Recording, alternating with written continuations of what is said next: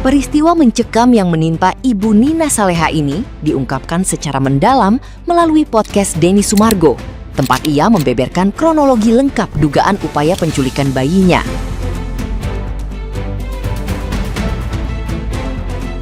Dalam podcast tersebut, Nina menjelaskan betapa hancur perasaannya saat menemukan sang buah hati sudah digendong oleh orang asing di RS Hasan Sadikin Bandung. Ia memberikan kesaksian bahwa kecurigaannya semakin kuat setelah mendengar langsung percakapan mencurigakan mengenai transaksi transfer uang yang dilakukan oleh suami terduga pelaku di ruang tunggu.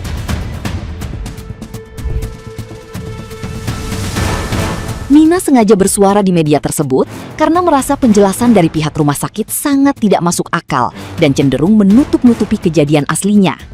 Melalui podcast tersebut, ia ingin mengingatkan masyarakat luas agar lebih waspada terhadap modus perdagangan anak yang bisa terjadi bahkan di institusi kesehatan besar.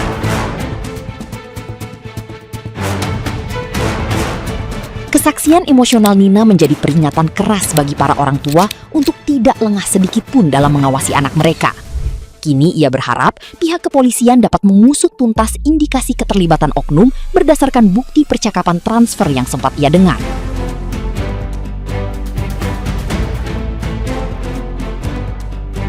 Nah, gimana nih menurut netizen yang terhormat? Silahkan berkomentar ya.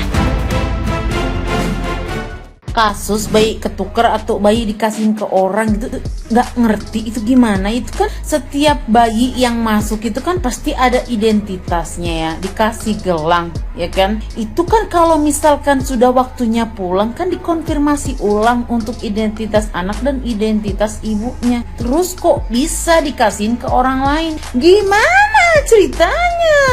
Kalau bukan kelalaian berarti ada maksud apa? Nggak bener ini, nggak bener. Kalian kenal kakak ini nggak?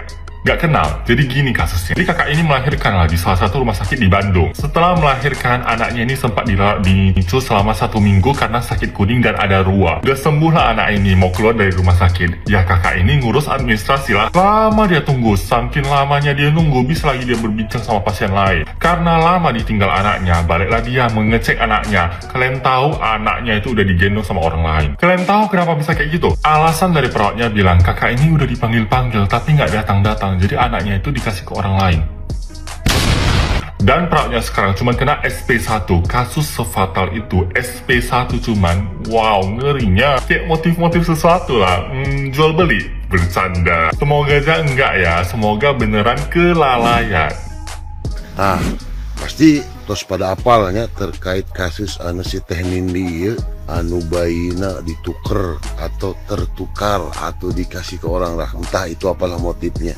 Dan sampai detik ini belum tahu motifnya apa. Lucunya Bapak Gubernur kita itu sudah membantu Teh Nindi ya, terus nggak bantu mempertanyakan bagaimana kronologis awalnya gitu. Dan Teh Nindi menjelaskan bahkan sudah diwawancarai oleh TV nasional. Nah, yang jadi pertanyaan saya, kenapa dari pihak rumah sakit tidak ada konfirmasi atau tidak ada paling tidak klarifikasi lah. Bahkan dari pihak rumah sakit itu si perawatnya belum ada tuh klarifikasi. Apakah memang harus ada laporan dari yang diduga korban lah, anggap aja si Teh Nindi kan korban. Apakah memang harus ada laporan atau bagaimana? Karena udah berapa hari ini tidak ada klarifikasi dari pihak rumah sakit ataupun dari pihak perawatnya gitu. Kenapa ya? Pertanyaan besar. Ada yang tahu mungkin nih, ada yang tahu nih para netizen, kenapa tidak ada klarifikasi dari pihak rumah sakit atau memang harus ada laporan? Si Teteh Nindinya harus bikin laporan dulu atau bagaimana? Yang tahu coba di komen. Ya, jangan ada kata damai, Bu. Masih urusan begituan pakai acara damai segala, kan kagak ada lucu-lucunya acan. Ya lagian nih, itu kan oknum dari perawat nih udah bekerja selama 20 tahun. Maka besar kemungkinan memiliki kecenderungan ada potensi korban-korban lainnya yang serupa dengan apa Ibu alamin. Maaf Haji Bu, gua mah bukan mau ngompor-ngomporin Bu, tapi rasanya kagak ada lucu-lucunya acan kalau pakai acara damai apalagi keluargaan. Kagak lucu Bu. Oknum perawat tersebut udah bekerja selama 20 tahun, maka besar kemungkinan ada keterlibatan pihak lain. baik internal ataupun eksternal dari rumah sakit tersebut. 20 tahun, bahkan mungkin saja berpotensi ada keterlibatan dari sindikat perdagangan bayi atau anak. Makanya usut secara tuntas, jangan damai-damian, kagak lucu, kagak seru.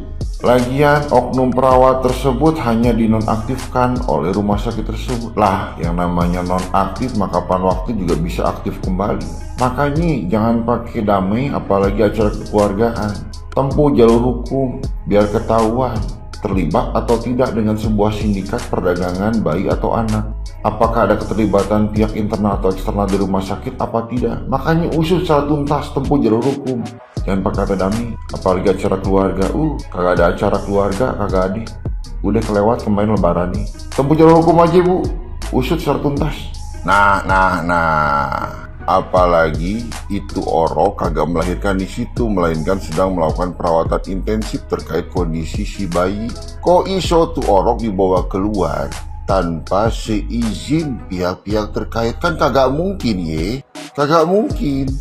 Kalau Orok sedang melakukan perawatan, kan butuh penanganan khusus, bukan dilakukan pengambilan secara khusus. Gue mah yakin dah, bukan maksud si Jojo nih, si Uzo nih, gue mah yakin dah. Ini ada potensi kecenderungan TPPO bro. Ayo, gimana nih? Ya gua kenapa-napi. Si Orok kagak brojol di situ, melainkan sedang melakukan perawatan. Dikarenakan kondisi tertentu, otomatis kagak sembarangan tuh Orok bisa dibawa keluar, ya kan? Butuh penanganan khusus, butuh perawatan khusus. Namanya Orok, apalagi kondisinya sedang tidak baik-baik saja. Ayo. Kagak mungkin itu perawat, oknum perawat bekerja sendirian. Kagak mungkin. Pasti ada keterlibatan orang lain yang turut serta membantu, entah memberikan akses dan lain semacamnya. Ya kan, ya dong. Kagak mungkin berdiri sendiri, pegal soalnya. Kali ini kita tidak akan membahas siapa yang menang atau siapa yang harusnya dihukum atau siapa yang kalah. Tetapi kita akan membahas yang ada keterkaitannya dengan video tersebut. Di fasilitas kesehatan ada yang namanya standar keselamatan pasien yang terdiri dari 6 standar keselamatan pasien. Apa saja? Ayo kita bahas. Yang ke-1 ialah identifikasi pasien. Yang kedua, komunikasi efektif. Yang ketiga ialah penanganan obat yang perlu diwaspadai. Tepat lokasi, tempat prosedur, dan tepat tindakan. Yang kelima, pencegahan resiko infeksi. Yang keenam, pencegahan resiko jatuh. Dari keenam tersebut kita akan membahas poin yang nomor 1, yaitu identifikasi pasien. Salah satu penerapan poin nomor 1 yaitu identifikasi pasien, yaitu pada saat kita melakukan sebuah tindakan di mana berdasarkan SPO atau standar prosedur operasional biasanya memang selalu kita dicantumkan adanya identifikasi pasien. Untuk identifikasi pasien biasanya menggunakan minimal 2 identitas, yaitu nama dan tanggal lahir atau nama dan rekam medis atau dan sebagainya. Itu tergantung dari kebijakan dari fasilitas kesehatan masing-masing. Contohnya seperti ini, ketika kita mau melakukan tindakan, kita identifikasi ulang terlebih dahulu. Hindari bertanya dengan pertanyaan tertutup seperti, "Ibu dengan Ibu Mina ya?" Yang benar ialah melakukan identifikasi ulangnya dengan menanyakan, "Ibu, namanya siapa? Tanggal lahirnya berapa?" Yes! Baik, sambil kita lihat cocokkan dengan gelang identitas. Kalau kebaikan belum bisa jawab ya, atau ke anak-anak ya, kalau seperti itu kan harus nanyanya ke orang tuanya.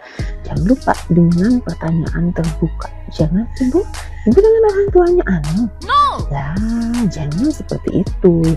Kalau syukur-syukur kalau misalnya jawabnya jujur, atau misalnya lu tidak terdengar apa jawab iya aja, gimana? Itu kan bisa fatal ya, bisa salah prosedur, salah pemberian terapi dan sebagainya. Jadi harus hati-hati, itulah sesangat keselamatan pasien poin 1.